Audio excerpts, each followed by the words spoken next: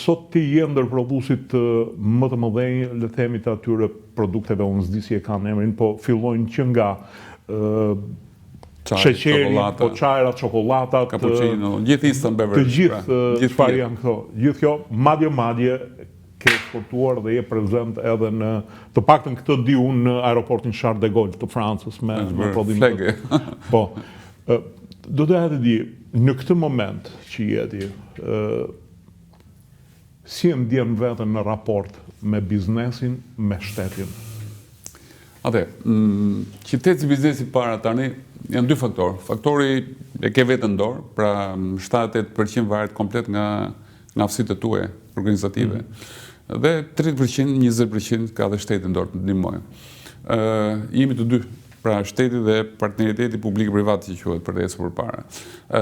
Shteti hap rrugën, shteti hap horizontin, shteti të lehtëson, por nuk të ndihmon që ti të zhvillosh. Shteti thjesht të lehtëson. Si mund të lehtësoj shteti? Ne kemi akoma trashëgojmë në administratë shtetërore, partitë politike, ambienti që në rrethon, nuk kemi një vend business oriented, siç janë holandezët, siç janë italianët, siç janë amerikanët. Na mungon kjo mentaliteti business oriented. Flasim shumë për politik, ka shumë konsum politike në media, në televizor, ka shumë kronik, pra ka shumë politik, ka shumë kronik, bëj një inventar të transmisionit televizive dhe ka shumë pak biznes dhe s'ka fare shëndet. Pra, ti po të shohësh të kanalet e mëdha televizive, e fillojnë me shëndetin, pra ka emisione për shëndetin, për biznesin, ke edhe kronikën ose politikën. Po ti hapësh televizionin, ke vetëm kronik. Edhe më thoshte një miku im gazetar, më thoshte, sa të duan njerëzit sot, sa kronikën duan. Po mirë, kemi edhe një mision si media, siç po bën ti, njeriu ka edhe një mision për media, siç kemi mision për vendin ose për fëmijët tanë, ke edhe një mision kur je gazetar, si je figurë publike, njerëzit ty të shikojnë, ti kur flet ti të shikojnë, kështu që bën një opinion gjithsesi. Po, pra je misionar, gazetarët janë misionar, nuk ka vetëm atë ç'a kërkon populli. Se ky popull është, nëse do kronikën, atë jep kronikën, nuk është mund të japësh kronikën, vetëm kronikën. Madje edhe qëllimi i këtij emisioni Sokol është për të afruar publikut. Një biznesmen më pyeste një mik i përbashkët dikur, më thoshte, ore si ka mundësi, fëmijët e mi kanë mbaruar ekonomikun, thoshte, mirë po s'din të bëjnë lek. Dhe i tha, shikoj, po ta shpjegoj me dy fjalë. Është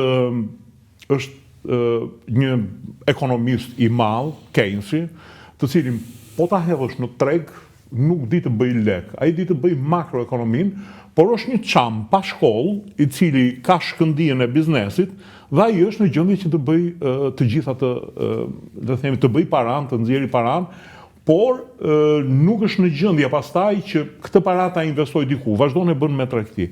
Dhe çfarë duhet bërë?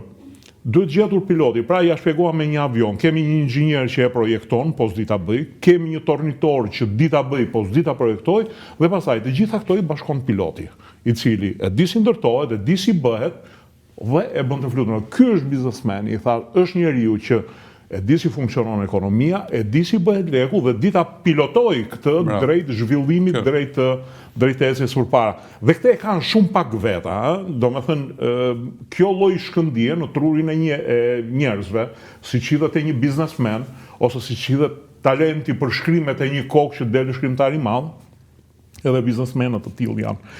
Dhe kam iden që shteti nuk është shumë friendly me biznesin të neve. Domethënë e shohin gjithmonë si një lop e cila jep qumësht, i dhe për të ngrënë, si dhe për të ngrënë, e nxorën nga stalla, se nxorën nga stalla, ky duhet japi 50 litra qumë.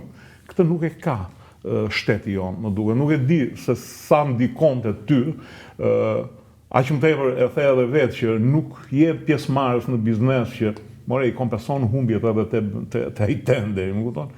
Po ti duhet ti nxjerrësh nga vetja. Dhe gjithë thonë, "Ha mos e ka ky merri, bëj një gjop, del edhe pastaj edhe një policë në rrugë, po si të na vënë një lek më burr, thot. E ke ndier këtë se kam iden që shteti jonë është akoma me një mentalitet komunist. E vërtet tani. Është gjithë shoqëria. Pra, politika është produkt i shoqërisë. Unë shpesh me miq themi është faji i leadershipit apo është faji i popullit. Kemi arritur në përfundimin që është çështje popullit. Ky popull këtë politikë dhe partitë politike tash i përshtaten popullit, s'kan çfarë bëjnë domethënë. Ky është populli, nuk e ndryshon dot popullin. Themi vetëm popullin ndryshon me breza. Kalamajt tan mund ndryshojnë, mund të kenë mendje tjetër.